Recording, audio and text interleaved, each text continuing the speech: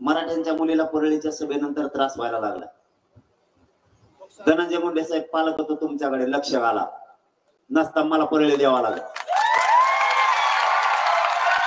मी अन्याय सहन करू शकत, तुम्हाला स्पष्टपणाने सांगतो।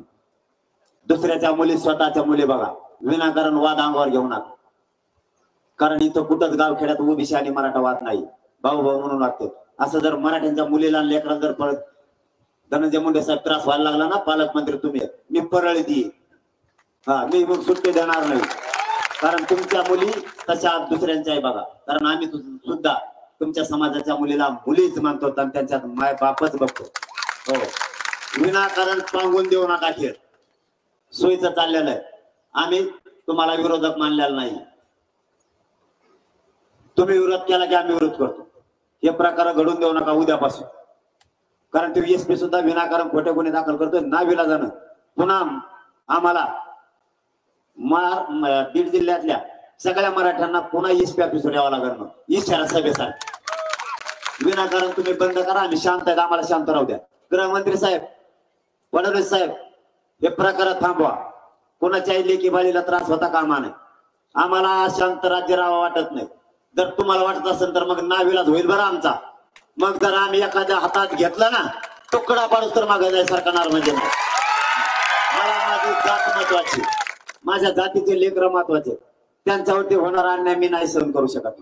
ही शेवटची संधी आहे तुम्हाला, तुम्ही हे बीड जिल्ह्यातलं आणि राज्यातलं चाललेलं खोट्या केसेसचं थांबवा, आणि बीड जिल्ह्यातलं काय त्या परळीत चाललंय ना, पालकत्व तुमच्याकडे म्हणून धनंजय मुंडे साहेब ते तातडीने ते एसपीला सांगून ते थांबवा। नसता जर याच्यानंतर तक्रार आली तर पुरे मराठे परळीत घुसणार, मग आम्ही सुद्धा येणार। आपण फालतू धमकी फिरकी देत नसतो, हो, एकदा जर बोललो तर मग ते करीत असतो। कारण तुम्हाला पुन्हा पुन्हा सांगतो, आम्ही तुम्हाला कधीच विरोधक मानलेला नाही मराठ्यांनी। तुम्हाला जर विरोधक मानलं असतं तर तुमच्या चुलत्यांपासून आतापर्यंत मराठ्यांनी बहुमतानं तुम्हाला कधीच निवडून दिलेलं नसतं।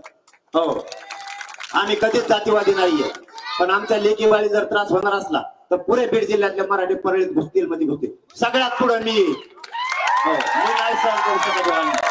तुमच्या लेकीबाळी सारखा दुसऱ्याच्या लेकीबाळीत बघा, मुलीला बीड जिल्ह्यातच नाही महाराष्ट्रात कुठंच मराठ्यांच्या मुलीला त्रास होता कामा नये। आणि जर महाराष्ट्रातल्या मुलीला त्रास झाला, त्या मुलीला आजच आव्हान करून सांगतोय नारायणगडावर, कोणत्या जाती धर्माचा असो, मग त्या मराठीचं जरी असलं तरी चालत, जर तुम्हाला त्रास झाला तर आम्हाला कळवा, माझ्या कानापर्यंत येऊ द्या, मी स्वतः तिथे येऊन त्याला नीट करतो, सोडत नाही का। एका राज्यातल्या मुलीला त्रास होता कामा नये, हे कोणत्या बदल्या घेता सभेचे तुम्ही, याचे परिणाम वाईट भोगावे लागतील मग तुम्हाला। विनाकारण आणखी बोलत नाहीत, बोलायला लावू नका आम्हाला। मी जर बोलायला लागलो तर मागे सरकत नाही, कारण आतापर्यंत तुमच्या परळी सभा घेऊन सुद्धा तुम्हाला बोललेलं नाही, कारण बळत अंगावर घ्यायची सवय नाही। पण सभेचा डोक्यात राग ठेवून जर हे प्रयोग करायचा प्रयत्न केला ना, नुसत्या परळीत एकट्या 1,04,000 मराठी तर पुरीची तिथे घेऊन येईल, मी सुट्टी देणार नाही। उगाच खेटू नका, विनाकारण मराठ्यांना खेटाच्या नादी लागू नका।